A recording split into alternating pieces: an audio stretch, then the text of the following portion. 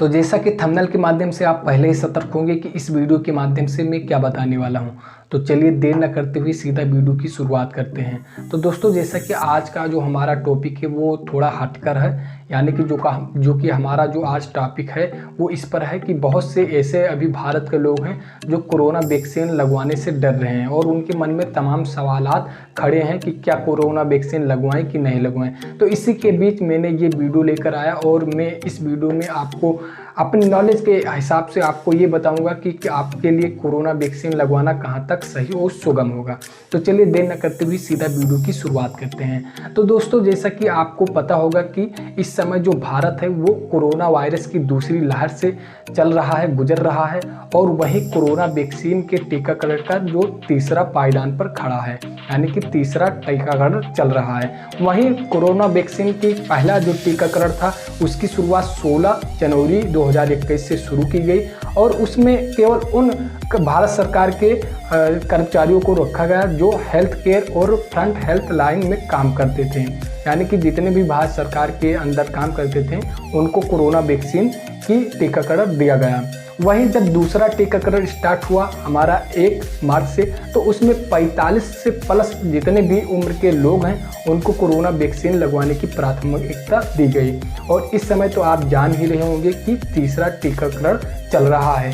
इसमें तीसरे टीकाकरण में 18 से प्लस जितने भी वयस्क हैं उनको टीकाकरण दी जाएगी, यानी कि उनको वैक्सीन लगवाई जाएगी और इसमें प्राथमिकता दी गई है। वहीं मैं आपको जानकारी के लिए बता दूं कि इस समय भारत में 3 वैक्सीन चल रही है, मार्केट में 3 वैक्सीन लग रही है। पहले वैक्सीन है कोविशील्ड, दूसरा है कोवैक्सीन और तीसरा है हमारा स्पुतनिक वी, जो कि रूस में विकसित किया गया है। और कोविशील्ड जो है वो serum institute of India company द्वारा बनाया गया है, जो कि पूर्ण रूप से स्वदेशी है। और वहीं मैं बात कर लूँ कोवैक्सीन की, तो जो कोवैक्सीन है वो भारत बायोटेक कंपनी और आईसीएमआर के साथ मिलकर बनाया है, जो कि एक हिसाब से भारत की ही वो वैक्सीन है। तो इस प्रकार 3 वैक्सीनेशन का जो कार्य चल रहा है भारत में, पूरे भारत में, वो यही 3 वैक्सीन है, कोविशील्ड, कोवैक्सीन और स्पुतनिक वी। तो जैसा कि मैं आपको बता दूं कि आपके मन में ये सवाल उठा होगा कि क्या भारत सरकार इसके लिए हमसे अलग से कोई रुपए पैसे लेगी। तो जैसा कि केंद्र सरकार ने ये घोषणा की है कि मैं अपने तरफ से कोई भी रुपया नहीं लूँगा, लेकिन जो राज्य सरकार के मंत्रिमंडल हैं उन्होंने कुछ रुपए लेने के लिए बात की है।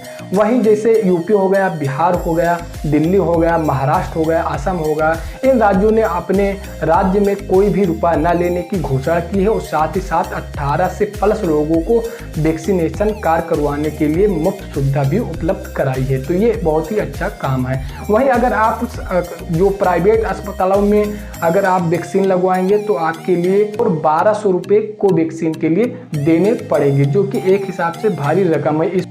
और वही इसी क्रम में जो भारत सरकार की वैक्सीनेशन है वो भी 90% तक कारगर है। तो इस हिसाब से देखा जाए तो जितने भी वैक्सीन लग रहे हैं, चाहे वो भारत में हो, चाहे विदेश में हो, चाहे किसी भी देश में हो, वो फायदे के लिए ही वैक्सीन लग रहा है। और जो वैक्सीनेशन का कार्य है वो आधा से ज़्यादा % अच्छा रिस्पॉन्स दे रही है। अब इसी के बीच में आपके मन में ये सवाल उठा होगा कि अगर हम कोई वैक्सीन लगवा लें कि कोरोना वैक्सीन लगवाने से कोई साइड इफेक्ट तो नहीं होगा। तो उसके लिए मैं आपको बता दूं, कोरोना वैक्सीन हो सकता है कि जो वैक्सीनेशन के चलते मामूली बुखार आपको आ सकता है, फिर सिर दर्द हो सकता है, इंजेक्शन लगाने वाली जगह पर भी दर्द हो सकता है। हालांकि ऑक्सफोर्ड एस्ट्राजेनेका की जो कोरोना वैक्सीन है उन्होंने दावा किया है कि जो कोरोना वैक्सीन को कुछ लोगों को जब दिया गया तो उनके मस्तिष्क में असामान्य रूप से खून के थक्के पाए गए, लेकिन जब इंग्लैंड में ये किया गया था इसका परीक्षण तो नहीं पाया गया था।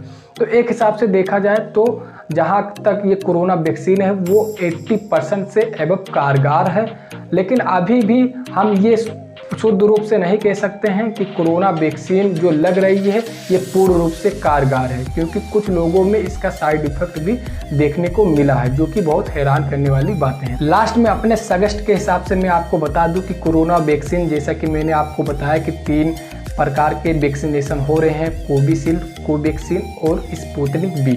तो उसमें से आपको कोवैक्सीन छोड़कर कोविशील्ड लगवाना चाहिए, क्योंकि जो कोविशील्ड है वो ज़्यादा कारगर और ज़्यादा सुगम माना गया है।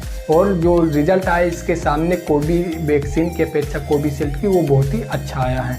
तो आप भी कोरोना वायरस की वैक्सीन लगवा सकते हैं, ज़्यादा इफेक्ट नहीं पड़ेगा, क्योंकि अगर जब इफेक्ट पड़ता तो भारत सरकार सबसे पहले अपने कर्मचारियों को ही वैक्सीन नहीं लगवाती, क्योंकि उसने अपने पहले कर्मचारियों को वैक्सीन लगवाया, फिर जितना नेता विधायक थे उनको वैक्सीन लगवाया, सांसद इनको वैक्सीन लगवाया, फिर उसके बाद में हम नागरिकों के लिए वैक्सीन लगवाने के लिए आगे बढ़े। तो हम भी उनका साथ हाथ पकड़कर आगे खड़े रहें, तभी ये देश आगे बढ़ पाएगा। वरना कोई लोग ये सोच रहा है, कोई वो सोच रहा है। आज के युग में आप इतने शिक्षित हैं कि आप समझ सकते हैं कि जब पूरी दुनिया इस बीमारी से झेल रही है तो सब लोग आगे खड़े होकर सबका हाथ बटाना चाहिए और डरना नहीं चाहिए। जो होगा वो देखा जाएगा, लेकिन जो वैक्सीन है मैं आपको यही सजेस्ट करूंगा कि आप वैक्सीन का पूर्ण रूप से परीक्षण कर लगवा लीजिए, ये आपके लिए बहुत ही फायदेमंद होगा।